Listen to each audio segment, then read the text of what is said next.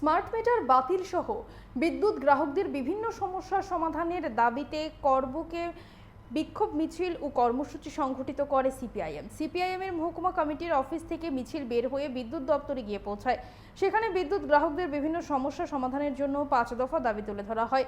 দাবিগুলোর মধ্যে রয়েছে smart meter বাতিল করা, মিটারের স্বচ্ছতা নিশ্চিত করতে প্রতি ইউনিট বিদ্যুতের মূল্য ফিক্সড চার্জ ও দৈনিক বিদ্যুৎ ব্যবহারের খরচ SMS বা নোটিফিকেশনের মাধ্যমে গ্রাহকদের জানানো, পাশাপাশি গ্রামীণ এলাকায় পুরনো ও জরাজীর্ণ বিদ্যুতের তার পরিবর্তন করে এবি কেবল স্থাপন এবং ওভারলোড সমস্যা সমাধানে গ্রাহকদের প্রয়োজনীয় অতিরিক্ত ট্রান্সফরমার বসানোর দাবি জানানো হয়। কর্মসূচিতে উপস্থিত ছিলেন অমরপুরের প্রাক্তন বিধায়ক পরিমল দেবনাথ, মহকুমা সম্পাদক প্রমুখ। আমরা শুনবো ঠিক কি দাবি তাদের।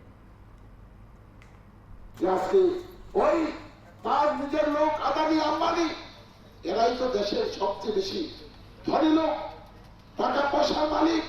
তারা এদেরকে যদি সন্তুষ্ট রাখা যায় তাহলে নির্বাচনের সময় কোটি কোটি টাকা এনে এই নির্বাচনী বৈতরণী পার হওয়া যায়। এটা নরেন্দ্র মোদী জানেন। এবং এই ব্যবস্থার বিরুদ্ধে পার্লামেন্টে বামপন্থীরা যতটুকু শক্তি আছে তারা লড়াই করে যাচ্ছেন যে এটা দেশকে বিক্রি করার সামিল।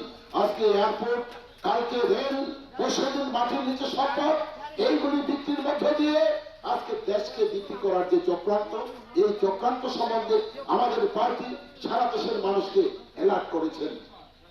তাই বন্ধুগণ, আজকে যন্ত্রণা শুধু এক যন্ত্রণা মানুষ ভোগ করছে না। আজকে শুনেছেন জিনিসপত্রের মূল্য বৃদ্ধির মধ্য দিয়ে আজকে মানুষের যন্ত্রণা বাড়ছে। এখানে কাজের অধিকার বামফ্রন্ট সরকার রেগার মধ্য দিয়ে 100 দিনের অধিকার সেখানে স্থাপন করেছিল। সংশোধন সেখানে সংবিধান সংশোধন করে আর এই বিজেপি সরকার আসার পর নানাভাবে প্রতিশ্রুতি দিয়েছেন 200 দিনের কাজ দেবেন, 340 টাকা দেবেন। মানুষকে লোক লালসা দেখানোর মধ্য দিয়ে এই বৈতরণী আজকে পার হয়েছে। আজকে আমাদের ছোট্ট রাজ্য ত্রিপুরাও বিজেপি দখল করেছে। সেদিন মানুষ ভাবেনি যে তারা মুখে কথা বলবে আর ক্ষমতায় বসে কোনো কাজ করবে না, মানুষের উপর স্টোন রিলার সেখানে রুলার চালাবে, এটা মানুষ কোনোদিন জানতো না।